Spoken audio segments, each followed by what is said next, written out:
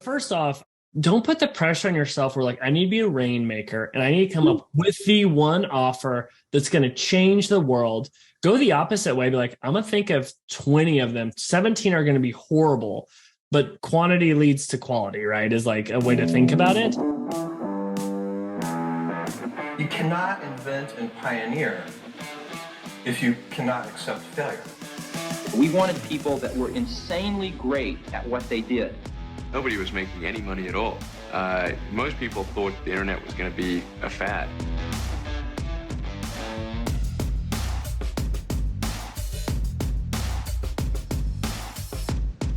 Hello. Today on the podcast, I am sharing a talk I did with Techstars. Techstars is a startup accelerator. They're one of the biggest ones in the world. And I was lucky enough to get together with 20 of their founders and do a talk for about an hour on the idea of how the heck do you grow your startup? Hopefully this is helpful for you all. It was a visual presentation and the video should be ready hopefully today, if not in a few days, and it'll be on the podcast YouTube channel. But even if you can't see, I think you should get a lot from this. We talk about, what to do before you grow, how to think through finding the right people, how to speak to them, how to create an irresistible offer. Then we go through a few actual tactical growth plans that companies have used to grow and scale. Then I field some questions at the end. So if you're really trying to think through how to grow your company or the company you work for, hopefully this can give you some ideas, whether it's tactics, case studies, or examples to inspire what you're doing. But really hope you enjoy this talk that I did with Techstars Seattle. I put like a theme to this, very simple. How do you grow your startup, or how the heck do we grow a startup? So one thing that we're doing, we're like, hey, if we're such a good growth team, why can't we grow our own stuff? Our goal is not to be an agency. Our goal is to be a startup studio, just to be very candid. And so we're doing the $3 million challenge where we're trying to grow 3 companies to 7 figures. Obviously, Growth Head has hit that. We have a productized service called One Day Design. We just crossed 130K in sales, and we have a D2C brand called Handsome Chaos. It sells men's dry shampoo. So we document everything we do there, like what we learn, what we fail with. It's all on Twitter right there. So there we go. Okay. So let's talk about you all and where you're at in your journey. I'm going to make some assumptions. You guys have seen this fun startup curve. You launch, everybody cares. Your mom cares. The day after launch, nobody cares. You're in the trough of sorrow. Nobody wants to use your products or services, whatever that is. You start to get some traction. Maybe you have product market fit, but then you hit another plateau. You're like, oh, we have something people like, but how the heck do I go up this curve of repeatable, scalable way to grow, right? And so you might be here or you might be here, are my guesses, usually at Techstars, pre or post product market fit. And I'm going to have the chats open. Does this resonate? How many people do you feel like you're still trying to figure out traction and product market fit? And how many people are like, hey, we have something, but I need to go up this curve? And I'll have my chats open so we can see a little bit of signals, but you're not just overflowing and money coming in. Got it. Simultaneously, trough of sorrow and wiggles of false hope. I like that. Wiggles. Okay. This is great. So that's kind of what I assumed. So I'm going to do something a little bit different today on how we think about growth. So this is what I see a problem that people have. They start to focus on growth when they're not ready. And that's a great way to fail fast and burn your money really fast. You're sending traffic to a site that doesn't convert. You're growing, but you're paying for it and it's not profitable over the long haul. Or maybe you get some small wins, but it's not repeatable and sustainable. So what do we do, right? So let me talk about growth in 2 very simple categories. First is I want you to think about building a foundation of growth, validate that it works in the fastest and cheapest way possible, and then scale. And like, this is something with our little startup studio, we're trying to create a validation machine on how we validate. And this is what we're doing. So first is there's 4 simple things. One is that positioning. You guys have done a lot of exercises around this. You're probably annoyed with it, but what's that unique value prop? And I don't want like a fancy value prop elevator pitch. I want the language that your customers use where you speak to them. And the key thing is differentiation. How do you stand out in a crowded market? The other thing thing that I'm thinking through is it's not talked about enough, but is what is that irresistible offer that makes people go from, oh, that's a cool product to that's awesome. I'm going to sign up for it now. And I'm going to give you a formula that can hopefully help you today.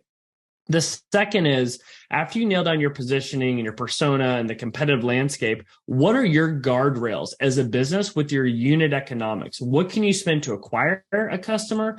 What is that LTV? And you're not going to know these right now, but let's start to model that out to get a feel of a CAC, cost per acquisition, ceiling, and lifetime value. The other thing is, especially with B2B companies, what are we looking at with churn or cross sells and upsells or expansion revenue? And also your seasonality. There's a concept of content creation and demand capture and demand creation. Demand capture is people already searching for this. You're trying to find it. Demand creation, people don't know about your category. They don't know why they should care, and you need to make them care. And we're going to talk about that as well and when to do that based on your seasonality. The third thing, we need to build you a conversion machine. Before you overinvest in paid ads or partnerships or whatever that is, do you have a funnel that converts and that works? Whether we call it a funnel or a loop. And think of it from two perspectives. One, UI, UX design. The second is positioning, copywriting. And then the fourth is you're like, okay, I got my positioning. I know what my unit economics are. I think I have a website that's a conversion machine. Can you then pull the levers and drive traffic? There's 4 ways you can grow. You can pay for growth. You can grow organically. You can grow through virality, or you can grow through partner channels.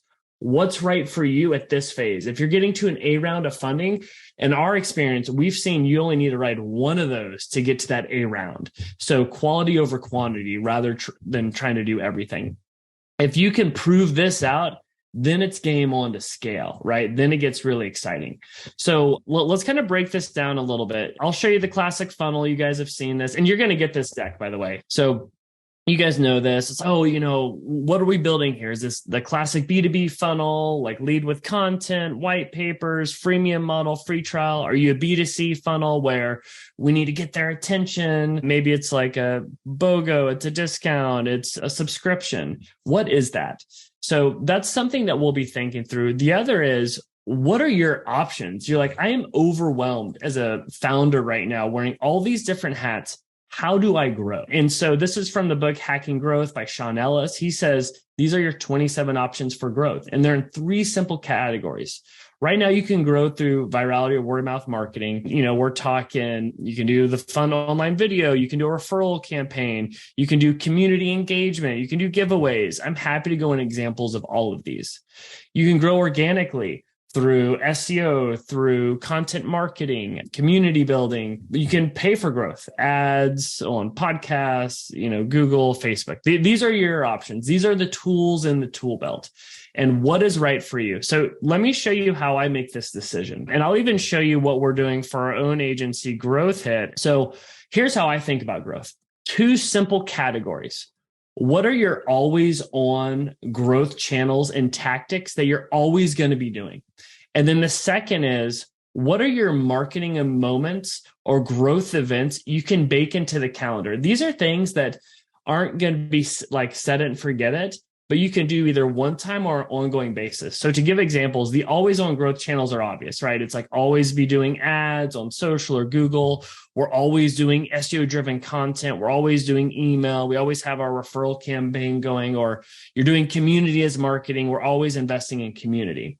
Your marketing events, and just again, in my experience, the companies that I've seen exponential growth, it's because the founders are secretly amazing marketers that make noise. Each month they're making noise. So what are your options for making noise? Product launch, obviously, right? Some sort of partnership or influencer campaign, some sort of collaboration, whether it's a partner channel if you're doing B2B or some sort of other brand if you're B2C. You could do giveaways. You can do PR stunts, PR launches. Salesforce has put on a masterclass over the years at PR stunts, from going to events and putting their salespeople in Ubers and taxis to talk to their competitors' customers. That's a big one. I'm a big fan of this, but doing a podcast tour, you should get on like 50 to 100 podcasts, but only do it when you have something really exciting to talk about. You can do offline activations and events. You can pick a fight or write a trend. What's going to be happening this year where you can write a movement? And this is my favorite, but it's engineering as marketing.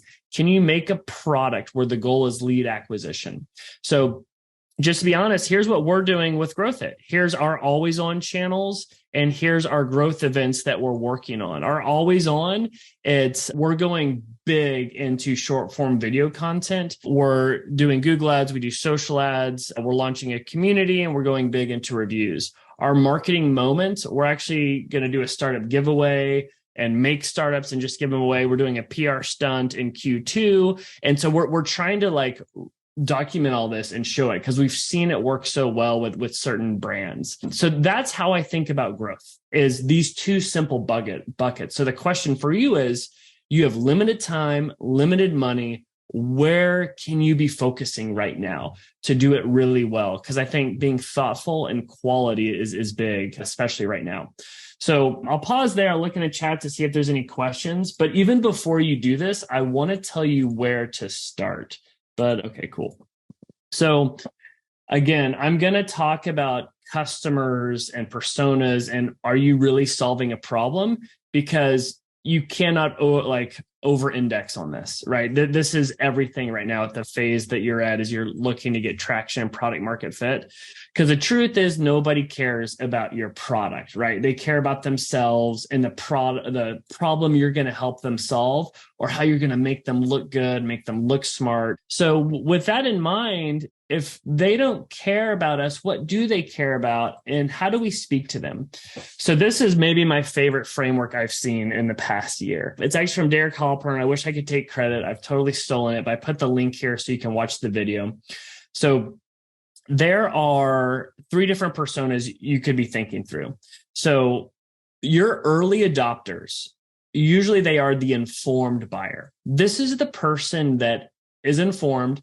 They're already using a competitor, but they're not happy. So how do we speak to them? If they're informed, they're switching. So you talk to them with features and benefits. That's how you get their attention. Because it's, actually, I'll show some examples of One Day Design on how we do that. So let me go to that real quick. With One Day Design, it's, hey, are you using like an overpriced design agency? Switch with this on-demand agency where you just pay by the page. So notice how we're talking about features and benefits because they're informed. The second persona, this is as you go to the fast followers and you get out of traction and you're looking to really grow more.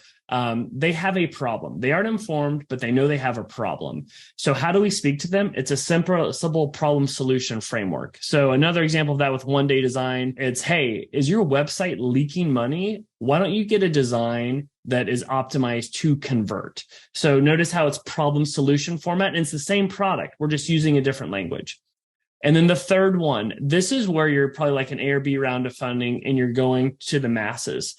This person is oblivious. They're not informed. They have a problem, but they're not aware of it. How do we speak to them? You just need to get their attention. And that's where you have to get really creative. So one like framework for that is, hey, learn how I turned an idea into a real website overnight. How'd I do that? I use One Day Design. We're testing all of this and documenting this on what's working and what's not. So something to think about. Who are you speaking to right now? Is it the informed person, the afflicted person, the oblivious?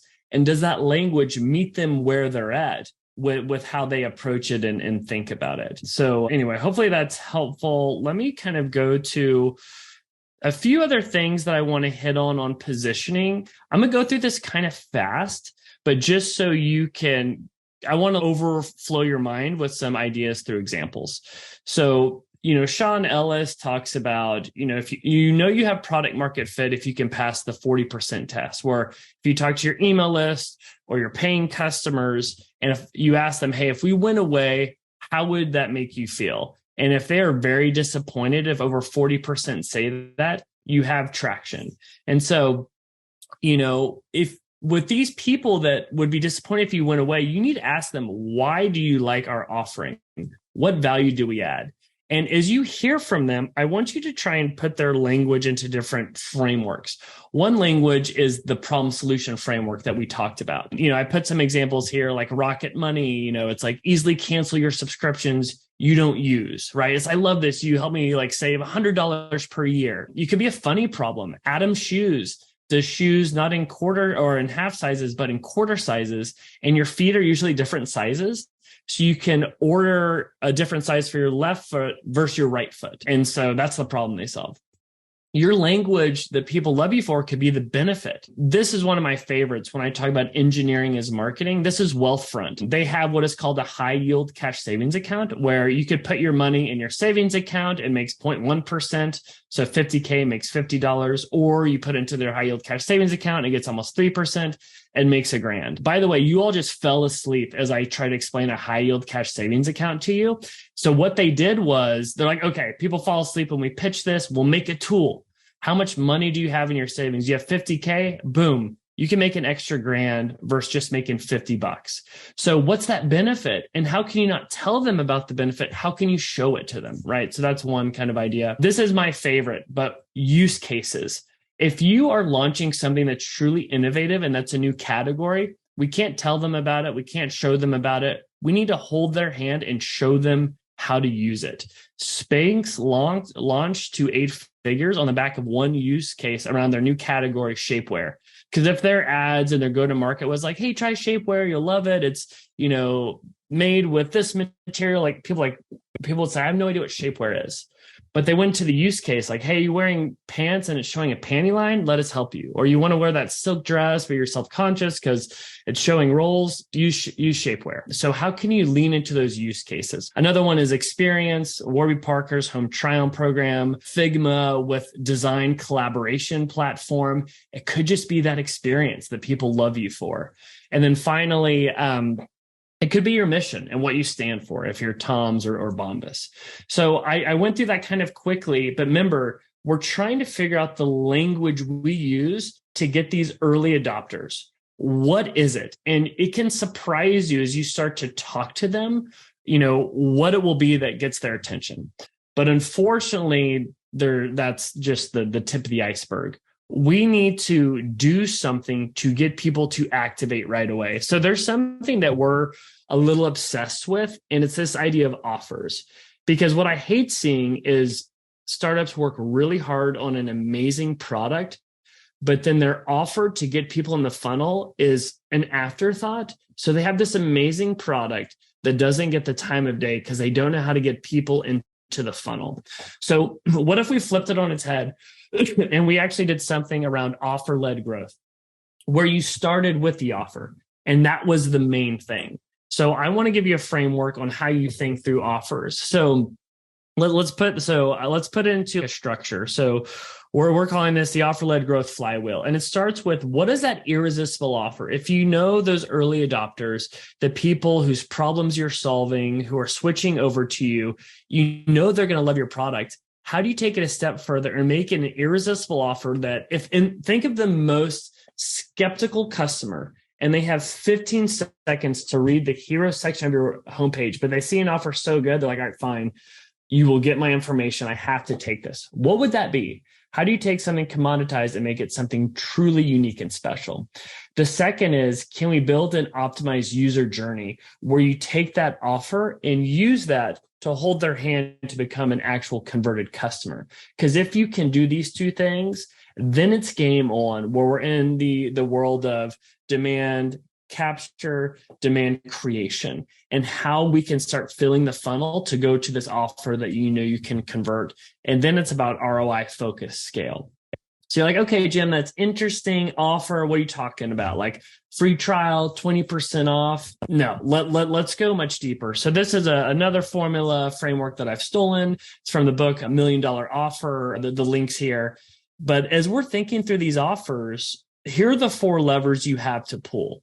First is, what is the dream outcome people have when using your product, your software, that is? The second is, is it making them money, saving them time, reaching status?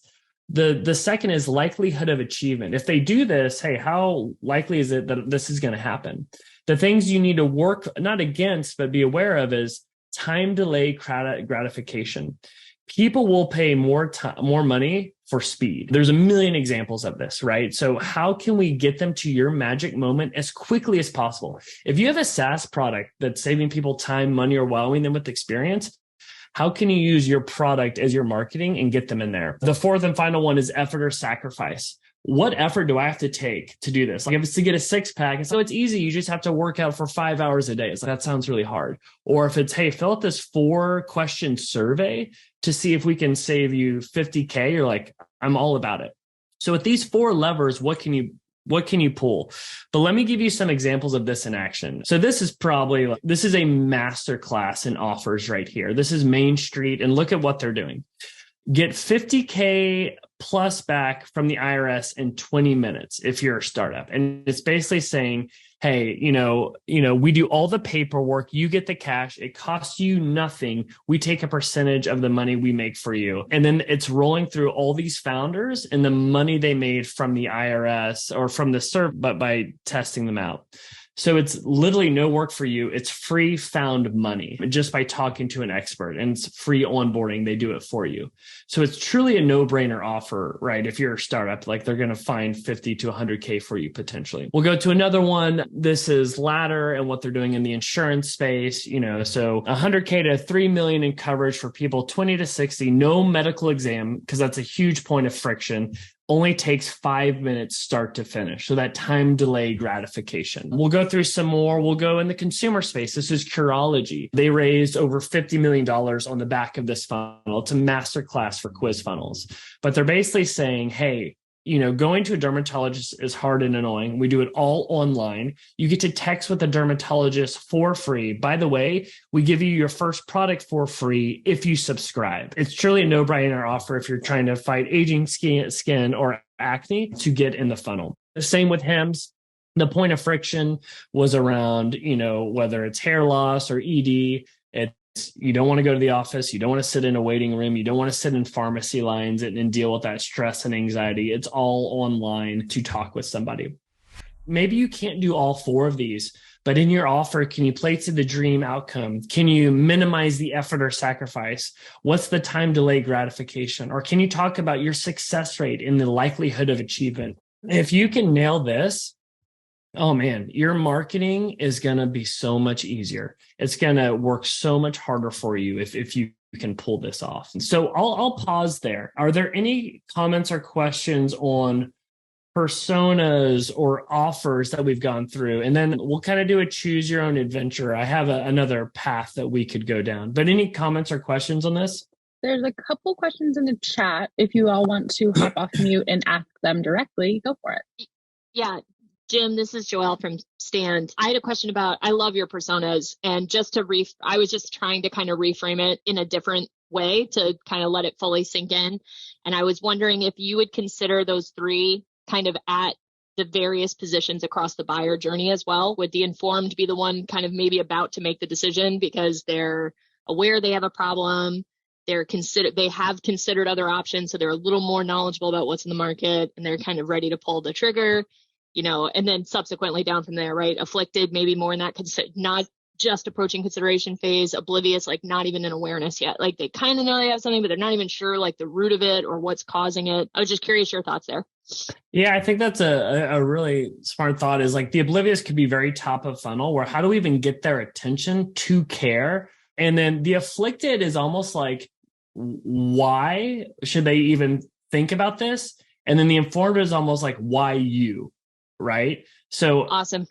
The thing is, like, are we selling a category or are we selling against incumbents and competitors? Because there's some fun examples around that. Like a classic example, like Campbell's Soup used to have to sell against We Are Food. And they would do campaigns like We Are a Meal. So they're trying to compete with, hey, we are an option for meals. But then you have to like Southwest Airlines, it's like bags fly free. It's like, why fly us versus everybody else? Dave Kellogg, a really talented investor, has a fun framework and blog around that. But that's a really good thought. Thank you. Of course.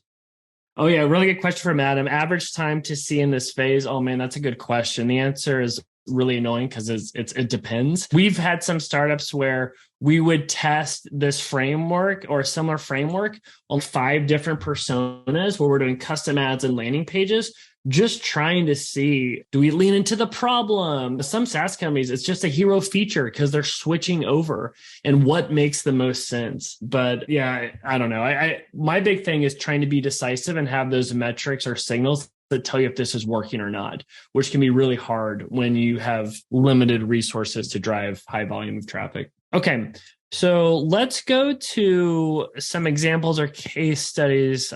So what I could do is, I've got a few different things we can do. I have 2 full funnels of a B2B company and B2C funnel, like a best in class funnel that they're doing. So I can go that path, or I can talk about activation tactics and strategies that you could think through deploying.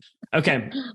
What are your options to try and get people to care? And this is in order of least expensive to most expensive. So, you can give a free course, you can do quiz, you can do content, and there's great examples of that. We can give early access to products. Superhuman put on a masterclass of this. We can do bundles, we can do BOGOs, we can do discounts, we can do freemium offers, free trials. Now it's starting to get expensive. We can do a giveaway, whether you're Robinhood, whether you're Morning Brew, whether you're a D2C company, there's different ways to do giveaways. You can do a free product for referring, whether you're Dropbox or you're Harry's, that's worked very well. Or we can straight up pay people. We can pay people to be our customers. I mean, PayPal was burning like $1 million a month just giving out $15 and $25 credits. So let's remove our framework of growth, and it's like gun to your head. You have to get customers. What do? Here's the scale to play with. So obviously we can do upgrades, ebooks, and courses. This actually, especially with sales, can work really well. This is a fun example. I'll talk about this for a second. This was a Techstars company out of New York that a fuel oil was in the trucking space, had a software product and a hardware product that plugged into the gas tank of semis. And here was their problem. They get on a sales call and the conversion rate was really low, but their big insight was their sales rate or the close rate went up really high when one thing happened. And it's before the sales call, people were reading their ebooks, they downloaded them, or they watched the keynote of the founder talking because they already were bought in on this new kind of category, this new innovation, and the value it could have. So the sales calls went into onboarding calls. This really helped them kind of go up the growth curve quite aggressively by over investing in their content. I'll be honest, even at Growth Hit, before our sales calls, we give them all of our stuff for free. Here's our book. Here's this. Because we're not trying to compete. We want to be a market of one. We're like, oh, we love your philosophy. Like, how do we get started? This is something for any B2B company works really well. Big fan of engineering is marketing. I have some other fun examples, but obviously like mortgage companies have mortgage calculators. Solar companies have solar panel calculators. You saw the Wealthfront calculator. HubSpot launched on the back of their website grader. What are these tools that you can make? Let me highlight this one from Buffer. Buffer did something really smart when they were launching their SaaS company, their social media scheduling tool. They did a course, like the epic ultimate course on social media marketing. But here's why it's smart. They didn't do it as a YouTube channel. They did it as an email course that they would drip out to you. It was over 25 days. Their email list skyrocketed and they trained you to open their emails because there'd always be good content in it. That way, after you master social media and the course and you're running it for a brand, you're going to probably use their tech stack to do it. Superhuman. We have a site called Funnel Teardowns where we break down everything they did for their launch. And if you're not familiar, they made you request access to get into it. And to request access, you had to get invited from somebody. So in like the VC world and the agency world, it was kind of a status thing to have Superhuman at the bottom of your inbox. My partner and I still have it there just as like a social experiment to see how people comment on it, which is kind of funny, but that's much easier said than done.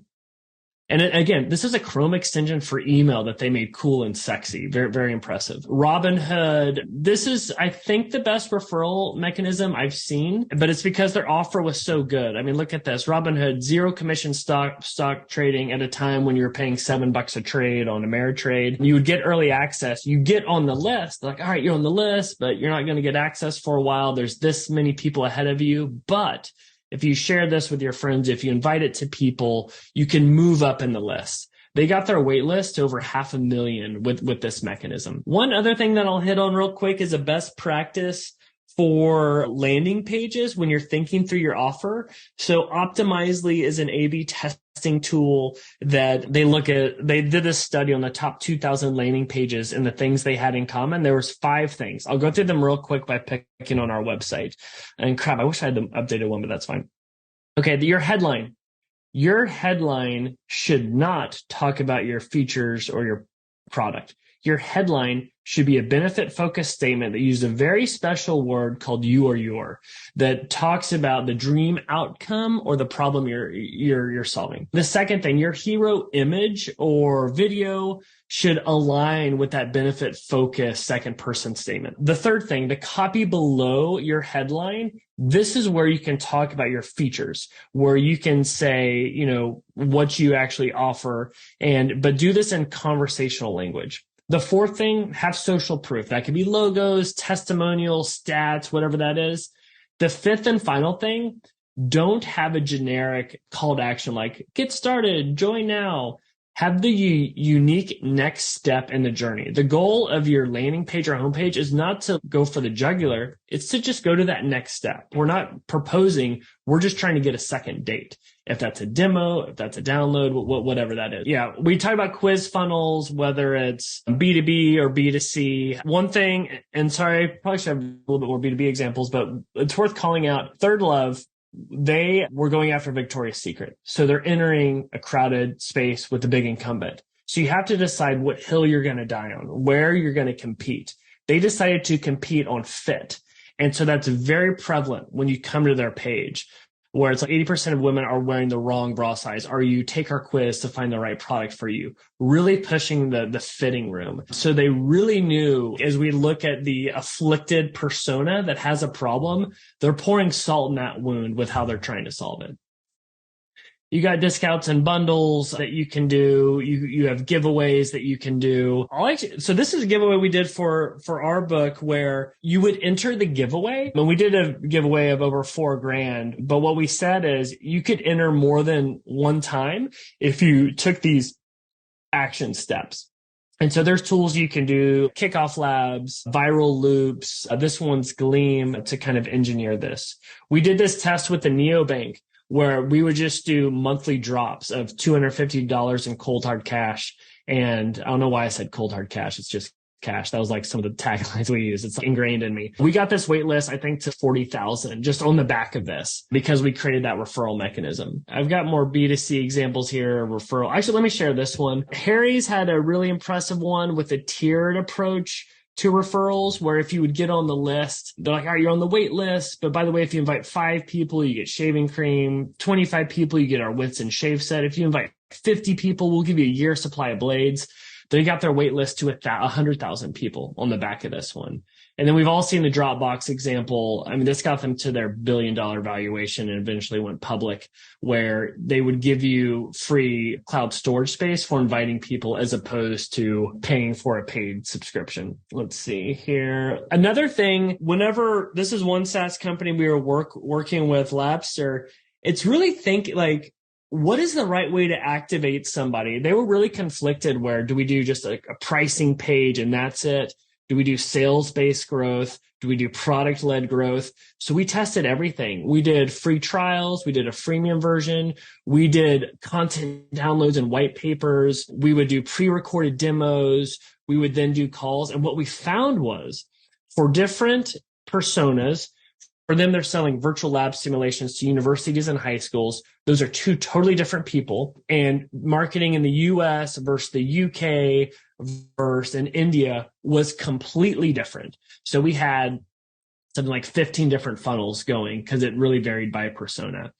Another one that's kind of a masterclass. I think we take it for granted now, but it's worth doing a victory lap for Zoom on their activation strategy with the 40 minutes free. That's very strategic and how they did that. It was so easy to create an account. Everybody's got a Zoom account, but they're all free. But then to activate to paid, that threshold of 40 minutes, which is pricing based off usage rather than features, is my favorite. And then really pushing to annual, because that helps with your cash conversion cycle as a business owner. Okay, this is we'll say this is my favorite, what ConvertKit did. So a lot of you, if you have a product where you have to get people to switch to yours, switching cost is very real. And depending on the category, it can be very high. I would say with your CRM or sales tools or email, it can be the highest. So with ConvertKit, they did a great job of selling on features and going after specific categories of creators. But their issue was that people are like, I want to use you, but I don't want to switch from MailChimp. They've had my emails for years. That sounds exhausting. So look what they did. They started making custom pages for people switching from these tools. Look at their footer. They have switching from, they have all their competitors. And then they launched a free service where they would switch for you. They literally switched me from Campaign Monitor to ConvertKit. It took 4 weeks. They had to have lost so much money, but over the lifetime value, like I'm there for a very long time, they will be making their money up. I hit on the Wealthfront example. Another thing that's worth thinking through is some of these examples I'm showing you are a little dated. What's the innovative and new version of that? Like this one is Mint. This is an old one. When Mint, the personal finance app, launched, they tried all the tried and true stuff. It didn't work. But then infographics were becoming a thing. Content marketing was a thing. That started to work so well, they abandoned everything and went all in on this. They got their blog to 1.5 million views or visitors and sold to Intuit for $170 million. They would do evergreen content where it's, financial planning for Americans, 10 things to know, or they would do timely things like end of the year tax tips. So what's the new version of this? So we're testing this. We're going all in on short form video content to see if that can be good top of funnel lead gen, where we launched Damn Good Marketing, where we just do like epic case studies of marketing stunts, PR stunts for B2B and B2C companies. And we put a line in the sand. We're going to do 30 videos, highest production value we can do, and see what happens. We ended up getting 2 of them to 1 million in views. So we're like, hey, we think this works and has traction. Now we're seeing if we can kind of funnel people to the different things that we do. So always think outside the box. Okay, this worked in the past. This exact thing might not work now, but what's the modern day version of that, right? So something to think through. All right, let me go to some quick case studies of some best-in-class B2B and B2C funnels. And then if we have time, I can talk about how to run growth at the very end. I have some slides on that. All right. So we all know HubSpot, marketing automation tool. What are they doing? They're best-in-class. What are they doing? Where can we get inspiration? First, what's their goal? Their goal is to turn leads into free trials that will ideally convert to pay for their subscription product. You can use a tool like SimilarWeb to see where all their traffic is coming from and where they're spending money. They're really good at SEO. They've been around for quite a long time. Obviously, their direct game is really good. If you look at their top social channels, it's LinkedIn and then YouTube. Okay, their top of funnel tactics. In the early days, they did engineering as marketing, and they had the site grader where Dharmesh Shah threw this up on the weekend where you could enter in your URL and it would audit it from an SEO and CRO perspective and give you a score. And then it's like, okay, it's a 72%. Here's how to make it better. Use our software. Their ads, they're very good at content marketing with SEO, with viral content, with infographics, short form video. Yeah, with their ads, all of their ads just give away free products. They're not trying to go for demos and sales. Most of their ads are around, hey, here's our free CRM. Here's our template for starting a newsletter campaign. Similar to Buffer, wanting to get you into that funnel to be thought leaders to eventually use their stuff. On the content marketing side, they've gone huge on podcasts by starting their own podcast network. They've acquired companies or media companies in the podcast space, assuming because that's where their personas are living and wanting to be kind of in their ears. They have obviously Inbound, their event that they do every year. So you can see all the stuff they're doing. Again, they're a huge publicly traded company, but just giving you some inspiration. What could you be doing? Picking one of these to do it extremely well. As we go to middle of the funnel, how are they activating? They're doing some really good stuff here where they have content upgrades on their blog to get you into their email list. A lot of free tools. They give you the CRM for free. They give you the site grader. Their nurture sequences are very good if you look at their email drip campaigns, but then they can go for the jugular. Well, they're trying to get you on a call, get you to do a demo, and they always have the pricing exposed so you could jump in. So based on where you're at in the journey, they have different ways that they can activate you. And then at bottom of the funnel, the software is not cheap. They know this is going to be a competitive deal, so they lean into that. They've gone all in for reviews on G2 Crowd to be really good with CRMs and marketing tools. Whenever you Google HubSpot versus Marketo, it is a knife fight for that ranking, but they're up there wanting to help you make that decision because they know who you're looking at. And then their sales team is armed with discounts they can give you once you're in the free trial to activate. All right, so that's one B2B funnel that's kind of best in class. Let's look at Curology, a best in class B2C funnel.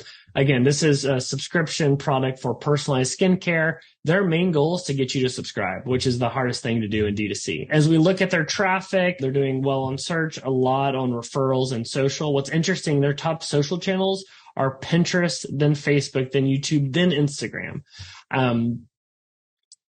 For ads, happy to go deeper on this, but doing TikTok style of content, but for Facebook and Meta and Instagram ads performs phenomenally well. And if you look at the Facebook ad library for what they're doing, it's all right there. Their content isn't to go viral. It's very much high intent.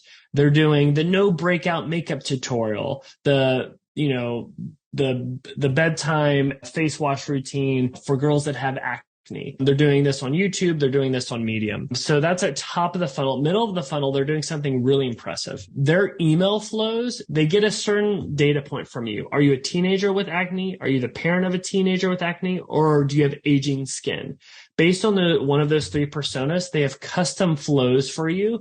So it speaks your language because how you talk to a 17-year-old is very different from how you talk to a 37-year-old. But here's what's really impressive. They connect you with a dermatologist through SMS. Their game is subscription. They care about retention. This is how they hold on to you because you're getting that access to a dermatologist through SMS. But their most impressive thing is their quiz funnel. It's all here on how they're doing it. Their homepage, very impressive. They drop you into the funnel. They get your email right away. They expose the price right away because it's free. You just pay shipping. It's a visual-based quiz funnel. Notice how they have the progress bar. All you can do is take the quiz or bounce. It's visual rather than text-based. They get your credit card information before they ask you the hardest ask, which is to upload pictures of your face because nobody wants to do that. You might be taking this quiz in a place where you can't do that. But if they have their credit card information, you're definitely going to do it. And then they educate you on the treatment plan, connect you with the dermatologist through SMS to really get their retention going. So anyway, I went through those kind of quickly, but those are two like best in class funnels for B2B and B2C. I'm going to ask another selfish question. Sorry, Joelle again from Stand. This is something I've been like, it's a wonderful problem to have because as you've been talking this whole time, I'm just like, oh, we should do that. Oh my gosh, we should do that. Oh, that's a great idea. We should do that too. But I would love your opinion, having started so many companies from the bottom up with small teams that have, we're so pressed for time. It's a struggle to even get one thing done on the marketing side because we're so focused on like that customer experience and like really, really cherishing the product onboarding. If you had to dwindle it down personally, hey, if it were me, the first thing I would say you do is to make this thing awesome and then go here and then go here and then go here. I'd love to just kind of hear your strategic thoughts on how to start super small. Like what's one thing I can do today, with the rest of today that would make the biggest impact in your opinion? Yeah, I'll answer that two ways. The short answer is I like to start at the bottom and work up. I get really bummed when people will overspend and hire agencies just to run ads, but they haven't thought about messaging. They haven't thought about their offer or how to activate. So that's like a very quick answer. The other thing to think through is look at what you're doing and ask a very simple question. What is kind of working? Even if it's not scalable, but it's working and it's not the hardest thing versus what you want to do or think you should be doing, but is really hard and isn't working. So with that framework, I would really lean into where you have momentum. I would really go in, even if it's not scalable. If it's like, hey, it's doing the podcast interviews. It's, me having to get on stage. It's me, I'm doing cold email outreach or whatever. If it's working, you're probably not working. Everyone here is working hard. I don't want to question that, but you're not working as hard on it at the scale that you should be doing. Like there's a funny story. Someone like launched a gym. They're like, do flyers. Like I did flyers. I did 300. Nobody came in. And the person's like, don't do 300. You need to do 5,000.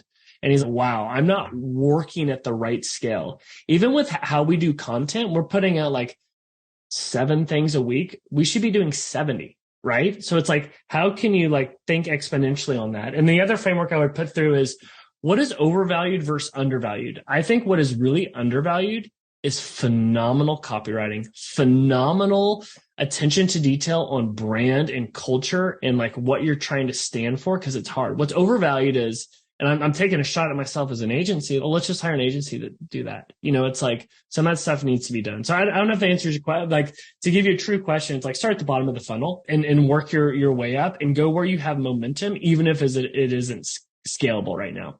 This is Hannah from Gather Flora, and we're in the phase of really trying to understand what our offer should be. We understand that our customers have a pain around planning, particularly in advance. So they're trying to buy flowers, let's call it 2 weeks ahead of time, and they haven't been able to do that. So we're kind of getting conversions on advertisements, but when we come to that moment of like, hey, give us your email because we're going to help you plan easier, you're probably registering that as a weak offer already. So we're trying to iterate on how to really understand what our offer should be. And I saw some things around timeline and really cinching in that value in clear terms.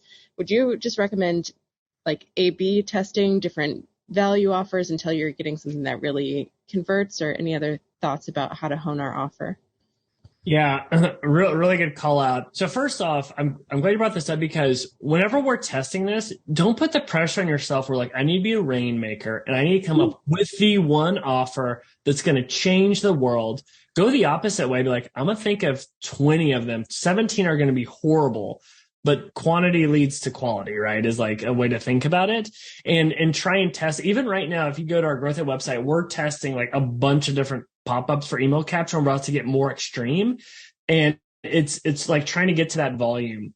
And so that's one thing I would think through. So don't put pressure on yourself. Your first one needs to be, because if you knock out of the park with the first one, will you like, please come work with us, mentor us? Like that'd be amazing. But the other thing is, it sounds like people are reactive, not proactive. Where is there a time where they are proactive? What is something so good that like they would do it regardless? Because I hear you on that. That's hard whenever this is kind of not an afterthought, but it's not something that they're working around. And that's where I would even go to that framework of the kind of spectrum of the different things you could do and see how extreme you could be. Hi, Jim. My name's Jason. I'm co-founder of Silico Data. What we do is we automate manufacturing quality assurance for pharmaceutical companies. This question's about the 4 types of marketing that we started off with: paid, organic, partnership, channels, and I forgot the 4th one.